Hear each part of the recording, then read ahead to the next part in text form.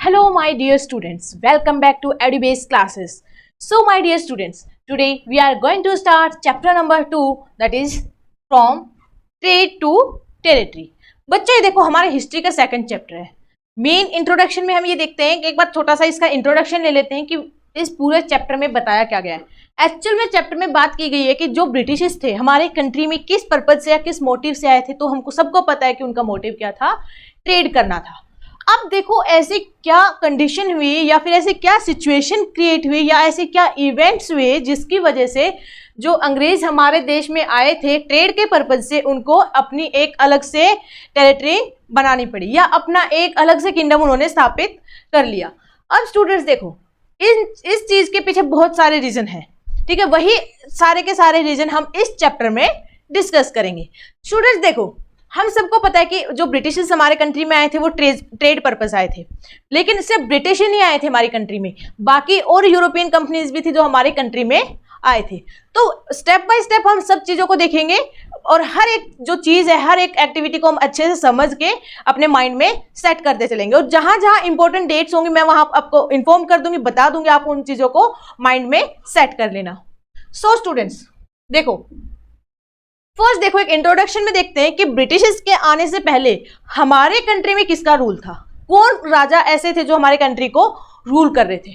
तो हम सबको पता है कि लास्ट क्लासेस में पढ़ चुके हैं कि उस टाइम पे मुगल एम्पायर जो था एक पावरफुल एंड स्ट्रॉन्गेस्ट क्या था, एम्पायर था, ठीक है. एक अच्छा रूल चल रहा था मुगल एम्पायर का. अब मुगल में जो सबसे पावरफुल थे वो थे औरंगजेब. कौन थे स्टूडेंट? औरंगजेब. बट 1707 में औरंगजेब की डेथ हो जाती है. अब औरंगजेब की डेथ के बाद जहां औरंगजेब ने रीजन वाइज जो सरदार थे या फिर जो सूबेदार थे उनको सेट किया हुआ था कि हाँ भाई पर्टिकुलर रीजन आपके अंडर में आएगा, ठीक है स्टूडेंट. उन लोगों ने क्या किया, औरंगजेब की डेथ के बाद अपने आप को फ्री डिक्लेयर कर दिया. फ्री डिक्लेयर करने का मतलब क्या हुआ कि उन्होंने बोला कि अब हम लोग फ्री हैं, हम किसी के अंडर में काम नहीं कर रहे हैं, अब हम इस जगह के खुद राजा हैं. स्टूडेंट्स देखते हैं चलो स्टोरी अपनी किस टाइप की होती है. देखो बच्चों Aurangzeb was the last powerful Mughal.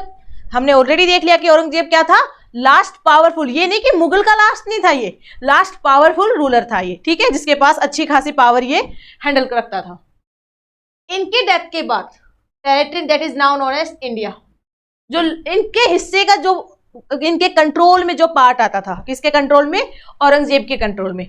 उस मोस्टली पार्ट के ऊपर किसने कवर कर लिया, किसने कंट्रोल कर लिया? ब्रिटिश ने कंट्रोल कर लिया था. बट ब्रिटिश के पहले जो औरंगजेब ने किनको वहां पे स्टेब्लिश किया हुआ था, जो सूबेदार थे, ठीक है. 1707 में उनकी डेथ के बाद औरंगजेब ने वहां पे जो सूबेदार को सेट कर रखा था, उन सूबेदार ने क्या अपने आप को क्या डिक्लेयर कर दिया, वहां का ऑथोरिटी मेन हैंडल की, उन्होंने पावर हैंडल की और बोला हम यहाँ पे फ्री है, किसी के अंडर में काम नहीं कर रहे, हम यहीं के राजा हैं. नेक्स्ट स्टूडेंट देखो as a powerful regional kingdoms धीरे धीरे अलग अलग टाइप के जो पावरफुल रीजनल किंगडम से इमर्ज हुए. अब जो मेन पावरफुल जो किंगडम पहले दिल्ली हुआ करता था, अब वो इफेक्टिव सेंटर नहीं रहा, क्योंकि अब क्या था, पहले एक राजा था जो एक जगह पे बैठ के सबको कंट्रोल करता था. बट अब उस राजा की डेथ हो चुकी है, तो अब औरंगजेब की अगर डेथ हो चुकी है तो अब पूरा कंट्रोल कहाँ डिवाइड हो गया. तो जो दिल्ली था हमारा पहला जो मेन सेंटर था पावर का, अब वो इफेक्टिव नहीं रहा. नेक्स्ट देखते हैं स्टूडेंट्स. अब देखो इनके लड़ाई का फायदा, जो रीजन डिवाइड हो गए थे, इनका डिवाइडेशन का फायदा, इनकी लड़ाई का फायदा, आपस में जो इनके बीच में जो कॉन्फ्लिक्ट्स हुए थे, इनका फायदा कौन उठाएंगे? ब्रिटिश उठाएंगे. क्योंकि उनकी तो पहले से ही नीति थी डिवाइड एंड रूल कि डिवाइड करते जाओ, डिवाइड करेंगे तो ऑटोमेटिकली इनकी पावर क्या हो जाएगी, वीक हो जाएगी और हम इनके ऊपर इजीली क्या कर सकते हैं, रूल कर सकते हैं. तो इसी का फायदा किसने उठाया? ब्रिटिश ने उठाया.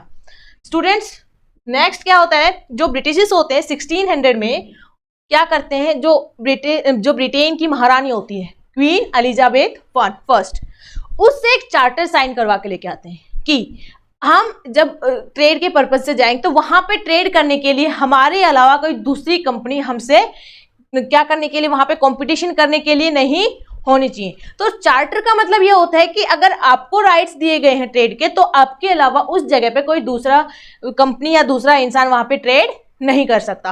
अब देखो वहां पे जैसे ब्रिटिश गए थे तो उनको ये फियर नहीं था कि हमारी कंपनी के अलावा यहाँ पे कोई और ट्रेड या फिर हमारे साथ कोई कंपटीशन कर सकता है. तो उनके माइंड में जो फियर था किस चीज का, ट्रेड के जो कंपटीशन का फियर था वो बिल्कुल भी नहीं था।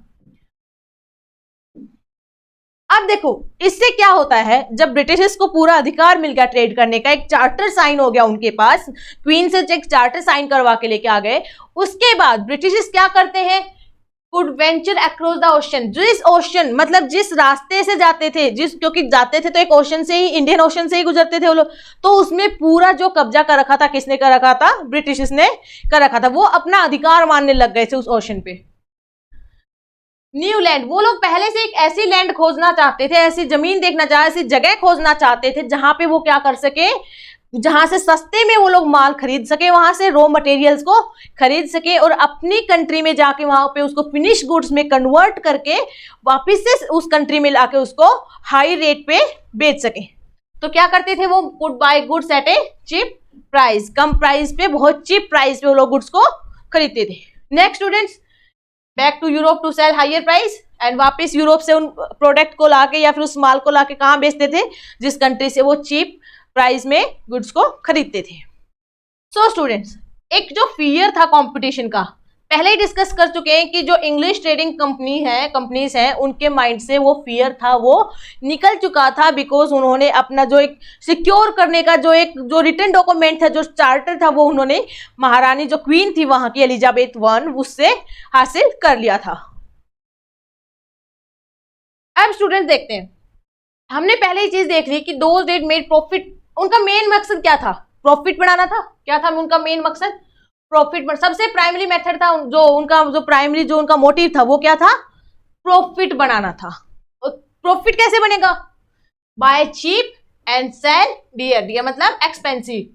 प्रॉफिट कैसे बनेगा हमारा, अगर हम भी अगर कोई चीज किसी मार्केट में अगर बेचते तो हमारा प्रॉफिट कैसे बनेगा, अगर वो चीज हमने चीप रेट में खरीदी हो और उसको हाई रेट पे अगर हम बेचते तभी तो हमारा प्रॉफिट अर्न होगा। सेम वही करते थे, उनका जो फर्स्ट जो प्राइमरी जो उनका मोटिव था वो क्या था, प्रॉफिट बनाना था। बट ये प्रॉफिट कैसे बनता, जब वो सेम कंट्री से क्या करते, चीप रेट में गुड्स को खरीदते और अपनी कंट्री में ले जाके वहां से उसको फिनिश गुड्स में कन्वर्ट करके सेम कंट्री में वापस लाके हाई रेट पे उनको सेल करते।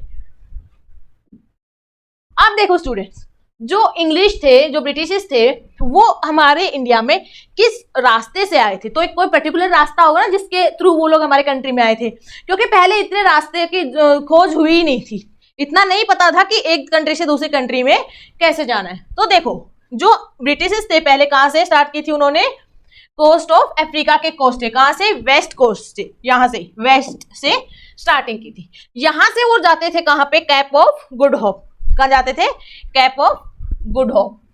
देन वो क्रॉस करते थे इंडियन ओशन को, किसको क्रॉस करते थे, इंडियन ओशन को। देन डायरेक्ट जाते थे वो कहां पे, वेस्टर्न कोस्ट में इंडिया के। बेस कहां बनाया उन्होंने, गोवा। कहां अपना बेस बनाया उन्होंने, गोवा, क्योंकि गोवा ही उस टाइम पे जो हमारे ओशन के किनारे पे जो लगता था सिटी, वो क्या था, गोवा। ठीक है, तो इजीली उन्होंने अपना बेस कहां पे बनाया, गोवा सिटी में। अब देखो बात आती है, क्या सबसे पहले ब्रिटिश आए थे हमारी कंट्री में, तो ऑब्वियसली स्टूडेंट नहीं, ब्रिटिश नहीं आए थे। बिकॉज ये हम इसलिए कह सकते हैं क्योंकि 1498 में जो वास्को डी गामा थे, वास्को डी गामा हमारी कंट्री में 1498 में आए थे। वो क्या थे, पुर्तगीज थे। ठीक है, तो वास्को डी गामा कब आए थे, उन्होंने ही हमारे जो इंडियन ओशन से आने का जो वे था, जो रास्ता था, वो उन्होंने खोजा था सबसे पहले। तो सबसे पहले वास्को डी गामा आए थे हमारे यहाँ। फिर धीरे धीरे देखो डच भी आना स्टार्ट हो गए, फ्रेंच भी आ गए, किस पर्पज से, ट्रेड पर्पज से। ब्रिटिश के अलावा कौन कौन आना स्टार्ट हो गए, डच आना स्टार्ट हो गए और फ्रेंच आना स्टार्ट हो गए ट्रेड पर्पज से। अभी देखो अगर वो हमारी कंट्री में आते थे, डच आ गए, ब्रिटिश आ गए, पोर्तुगीज थे एंड फ्रेंच थे, इनका आने का मोटिव क्या था, क्या हमारे कंट्री में ऐसी कौन कौन सी चीजें थी जिसके कारण ये लोग हमारी कंट्री से ट्रेड करना चाहते थे। तो स्टूडेंट्स देखो उस टाइम पे जो हमारी कंट्री के जो मसाले होते थे वो बहुत ज्यादा फेमस थे यूरोप में, और जो हमारे यहाँ का जो कॉटन था एंड जो सिल्क प्रोड्यूस था, जो हमारे यहाँ पे जो सिल्क होता था वो भी यूरोप में काफी फेमस था। तो यहाँ पे वही चीज बताई गई है कि जो हमारे यहाँ पे जो अच्छी क्वालिटी के जो कॉटन थे, ठीक है, जो कॉटन था एंड जो सिल्क प्रोड्यूस होता था वो काफी फेमस था। कहाँ पे बिग मार्केट था एक, कहाँ पे, यूरोप में। नेक्स्ट कौन कौन से मसाले, pepper, cloves, cardamom and cinnamon too were in great demand. ठीक है, ये सारे मसाले, इलायची, काली मिर्च, ये हमारा कॉटन, सिल्क, दालचीनी, लौंग, ये सब बोलते हैं ना इनको। तो ये सारे मसाले हमारे यहाँ पे जो होते थे यूरोप के मार्केट में काफी फेमस थे। फेमस होने की वजह से जो जितनी भी ये कंपनी थी, यूरोप की कंपनीज थी, ये हमारे यहाँ से ट्रेड करना चाहते थे। अब देखो स्टूडेंट, ट्रेड के लिए जब कंपटीशन में इतनी सारी कंपनीज आ गई, अब उनका एक दूसरे को क्या नुकसान होगा? फर्स्ट क्या होगा कि जितनी भी यूरोपियन कंपनीज में जो कंपटीशन था वो क्या हो गया? इंक्रीज हो गया। कंपटीशन क्या होगा?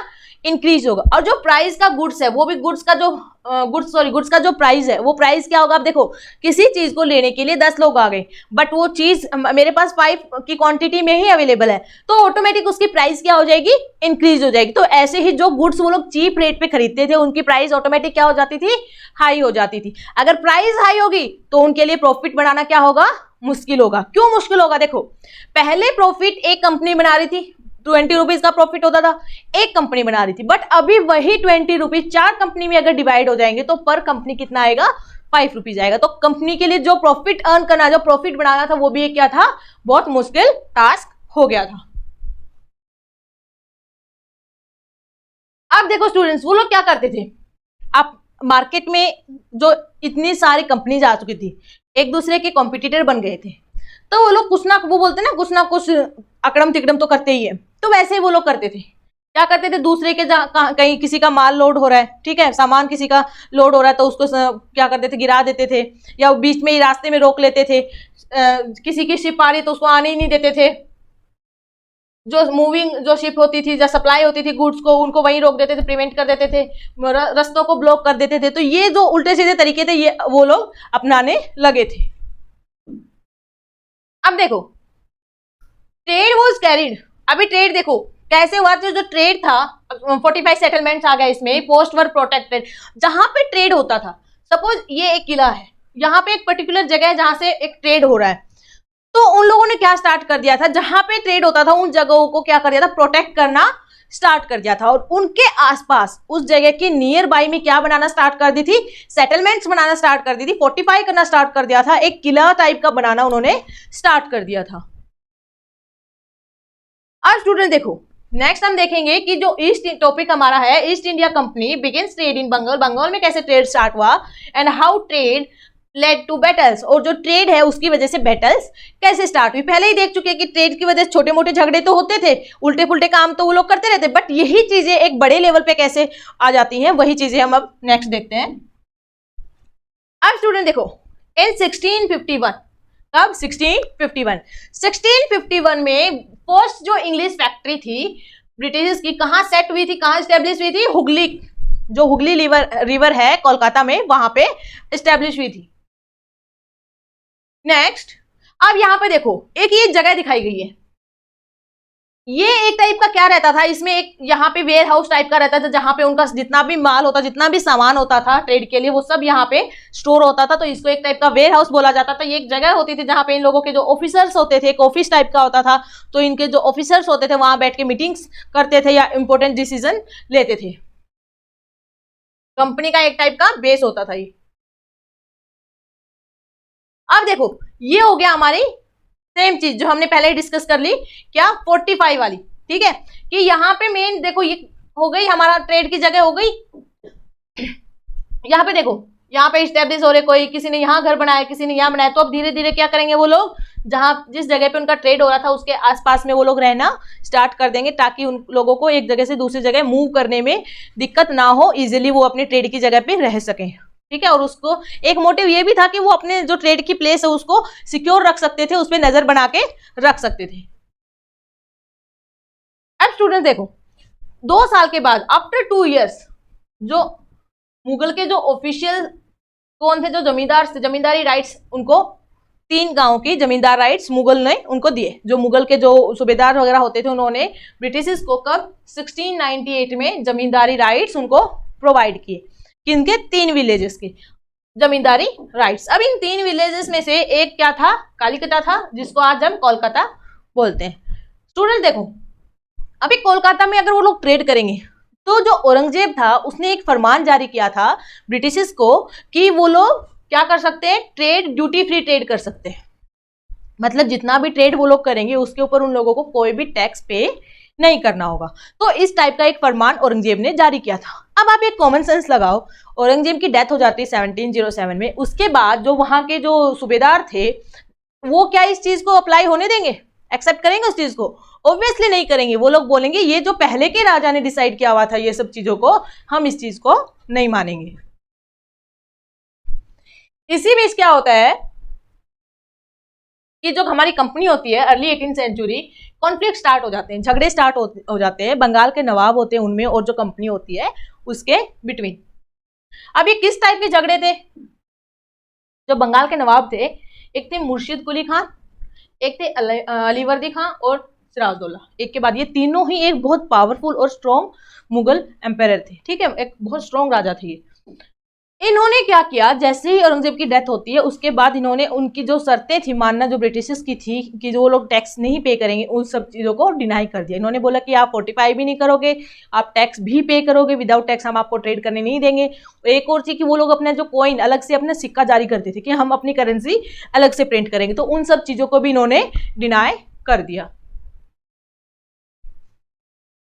देखो यही चीज़ें बोलेगी, रिफ्यूज कंपनी कंसेशन, कोई कंसेशन नहीं मिलेगा, राइट्स नहीं दिए गए उनको, सारे डिनाई कर दिया मिंट कॉइन्स को, एंड फोर्टिफिकेशन भी बंद कर दिया। सो स्टूडेंट्स, इस वीडियो में हम इतना ही करेंगे, बाकी जो रिमेनिंग चैप्टर है वो हम नेक्स्ट वीडियो में देखेंगे, क्योंकि अगर इस चैप्टर को, काफी लंबा चैप्टर है, अगर कंप्लीट करेंगे सेम वीडियो में तो वीडियो काफी लंबा हो जाएगा और आप लोगों को वैसे हिस्ट्री बहुत बोरिंग लगती है। नेक्स्ट क्लास में स्टूडेंट्स हम इसका रिमेनिंग जो पार्ट है वो करेंगे, होप सो कि ये 3 पार्ट में कवर हो जानी चाहिए। Okay students, thank you so much.